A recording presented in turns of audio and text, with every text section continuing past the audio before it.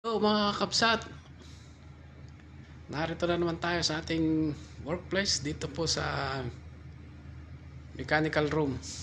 Tayo po ay magbabaklas po ng FCU. Ito po, ayan, yan yung malaking kwadrado na yan.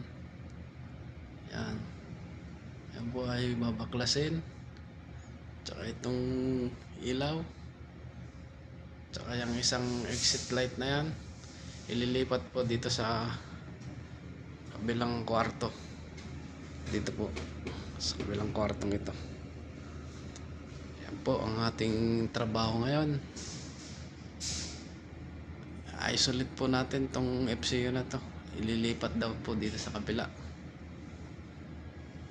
po. Hanggang dito na lamang po. God bless po. Trabaho muna tayo.